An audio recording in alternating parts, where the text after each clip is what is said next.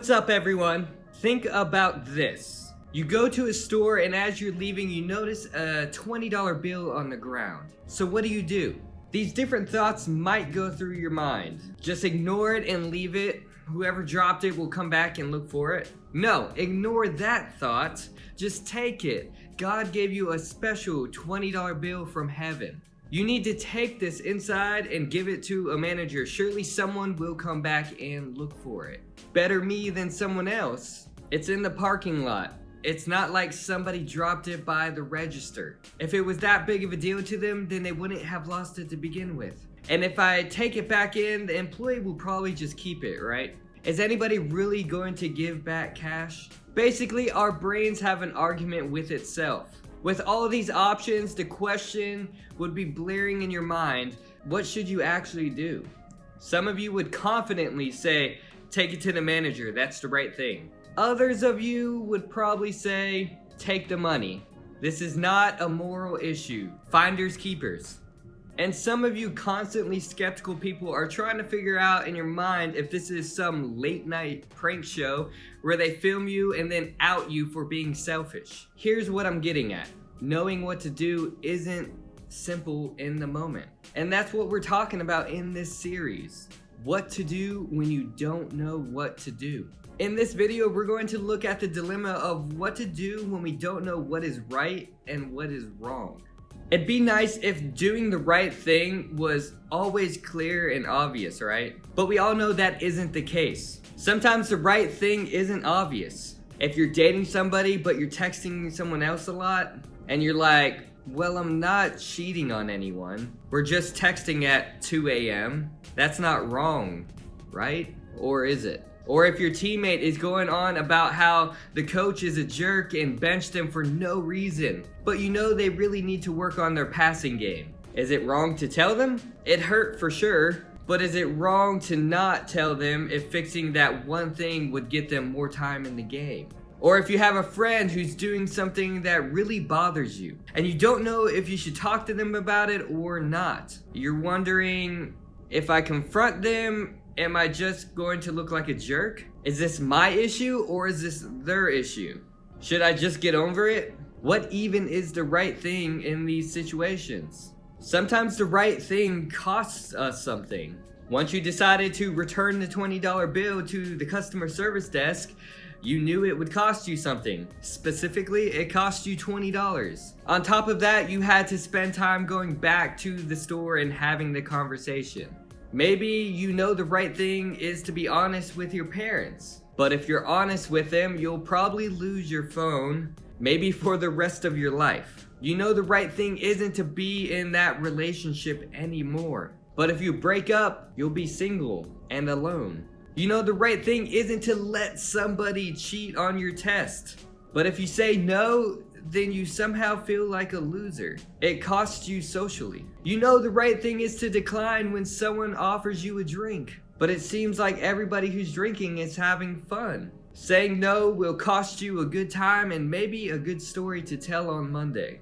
So you see what I mean. Sometimes what's right feels complicated. And even when you do know what's right, sometimes it's difficult to actually do it.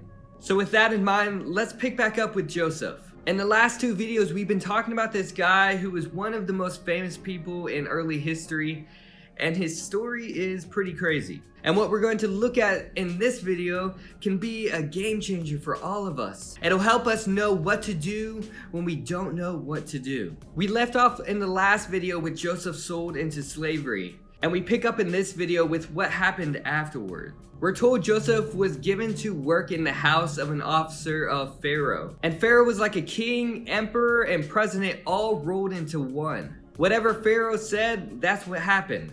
Period. So you can imagine working for one of the Pharaoh's important officials was kind of stressful. Depending on the situation, it could either go really well or it could be really bad.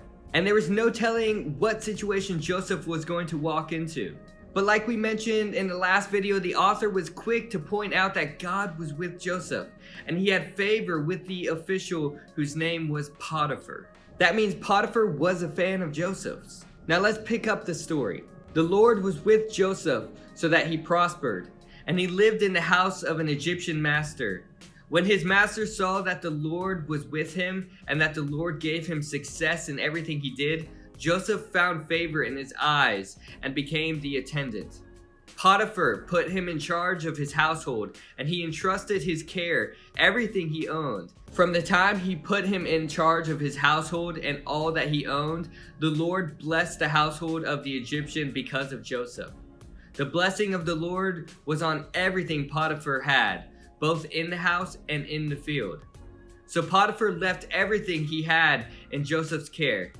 With Joseph in charge, he did not concern himself with anything except the food he had ate. Things weren't so bad for Joseph because Potiphar trusted him.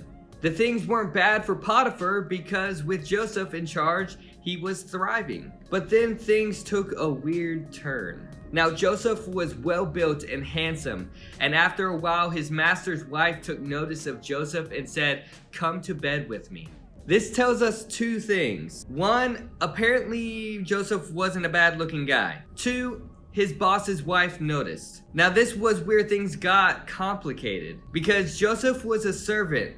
He was required to obey not only Potiphar but also his wife. And if he refused her commands, there was nothing holding her back from punishing him. He could be kicked out of the house, which was a better place than others, or even cost him his life. But if he did what she said, he would create a whole other set of problems. She was married to his boss. Both options came with problems. It wasn't easy or clear. So what did Joseph do when he didn't know what to do? Listen to what the next part of the story says. But he refused.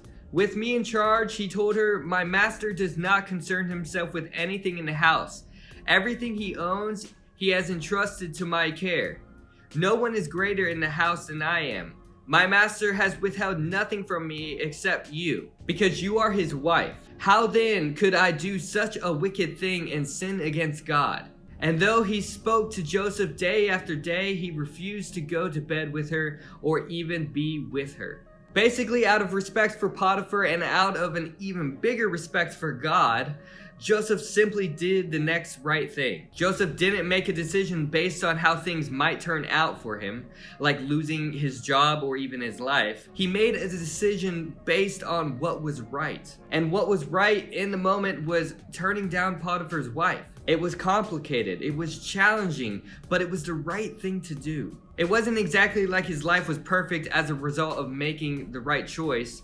In fact, things got worse. Potiphar's wife falsely accused Joseph of rape. Potiphar believed his wife and had Joseph thrown into prison. Not exactly the happy ending you're hoping for when you do the right thing. But Joseph didn't make his decision based on what it might mean for him. He did what was right with God and trusted God with the outcome. The outcome for Joseph in this situation wasn't great, but there's a word I want you to know that changes everything when it comes to doing the right thing in a dilemma. And that word is integrity. Maybe you've heard that word before. Integrity means being the kind of person who does what's right, regardless of the outcome and regardless of who's around. Sometimes doing the right thing will get you an applause, and sometimes it won't. Sometimes doing the right thing will cost you, and sometimes it won't. Sometimes doing the right thing will make you look good, and sometimes it will make you look dumb. We don't get to decide how things turn out, but we get to decide what kind of person we want to be. And being a person with integrity will lead to a life with less regret, more respect, and a better idea of what to do in every situation.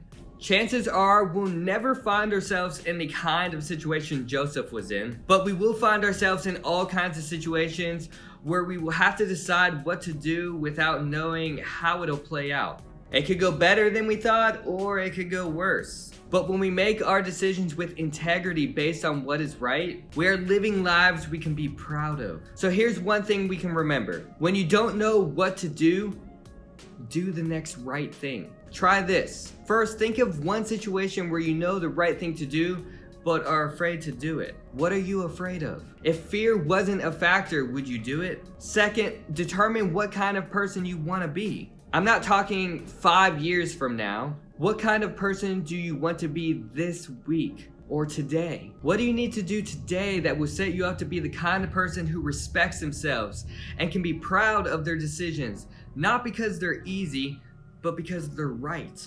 Here's the deal.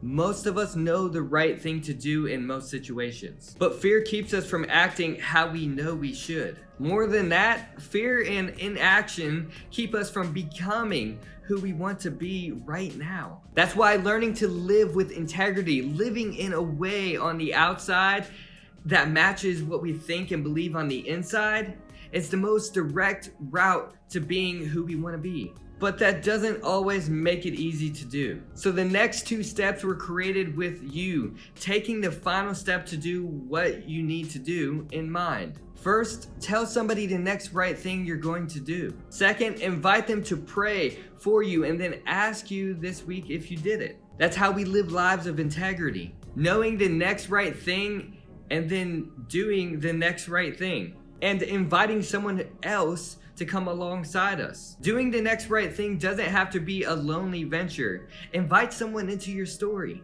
There is strength that shows up when you allow someone to show up with you. That's why we have church, the youth ministry, and small groups. We all need a group of people who will help us figure out the next right thing to do. We all need a group of people who will help us figure out the right thing in a complicated situation. Think about a situation where you need to do the next right thing. Think about exactly what you need to do, but just know you don't have to do it alone. You can ask for the help of God and the help of others. When you don't know what to do the next right thing.